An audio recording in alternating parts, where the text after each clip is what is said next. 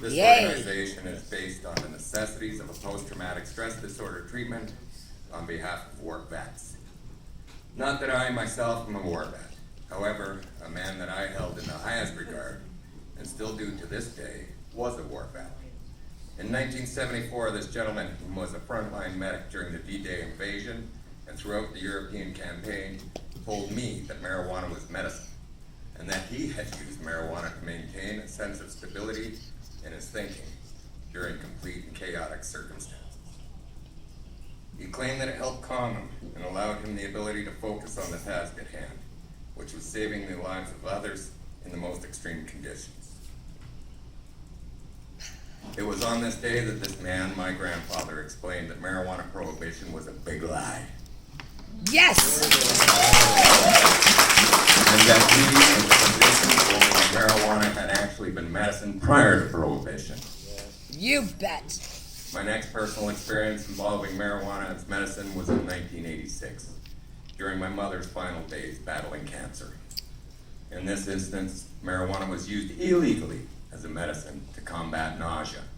An elderly physician who knew of the medical value requested that I obtain a bag of marijuana illegally as a young man, roll it and place it in my mother's nightstand so that she might have the ability to have dinner and keep it down. It stimulated her appetite, helping her to have the strength to enjoy a little family time before her passing. Yay!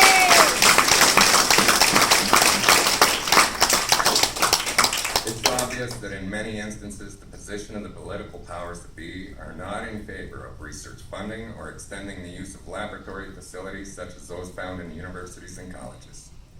We know this is the case in Dr. Sue Sisley's situation. Dr. Sisley was supposed to conduct a post-traumatic stress disorder marijuana research study at the University of Arizona.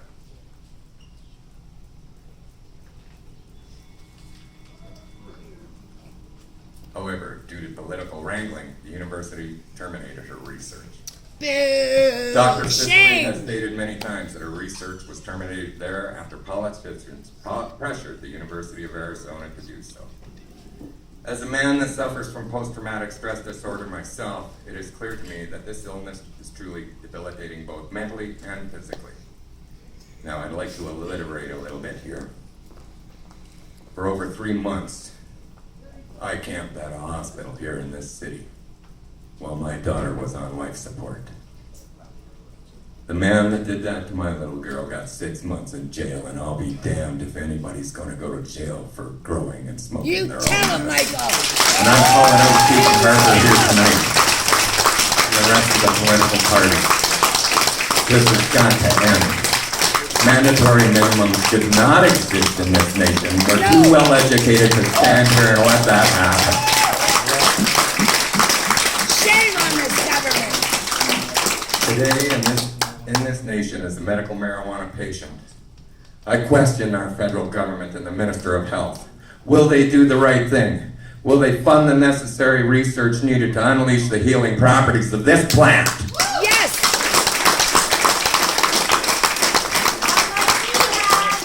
Yes!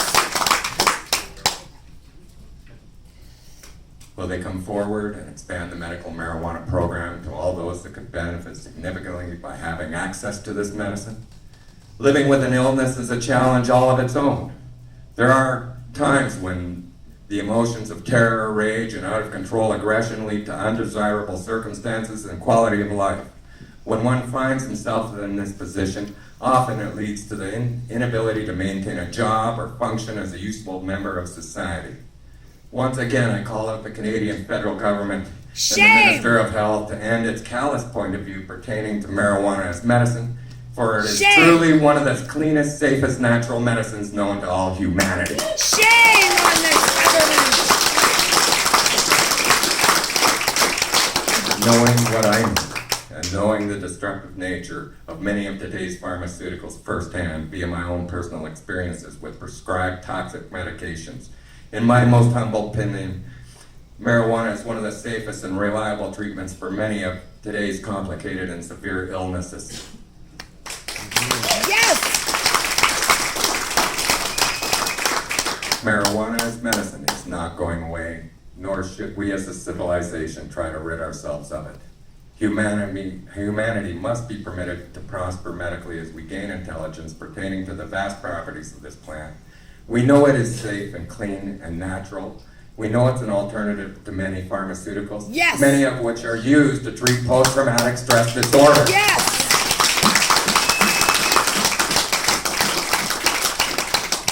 Ongoing research is needed to bring forth an end to the controversial opinions. Clarity is needed and can only be obtained via urgently needed research funding. All parts of the plant are necessary, effective, and are a healthy alternative medicine. All right. All right. If the federal government is willing to create a program that is geared to patients, then should it not include all patients, including our war vets? Those of which are Yes. willing to make the ultimate sacrifice? Should they not Yes. matter? Should they not be held in the highest of regard? Yes. These questions I ask the federal government of this nation. In closing, I would like to thank you all for allowing me the privilege and honor of speaking tonight. On behalf of Dads for Marijuana International and Puff Dogs Vapor Lounge, I wish you all good health and well-being. We stand united in honor, dignity, and respect. We will not fade or go away. We will fight, Yes. fight until we Yes. have obtained certain victory Yes. on behalf of all medical patients in this nation. Yes. Thank you.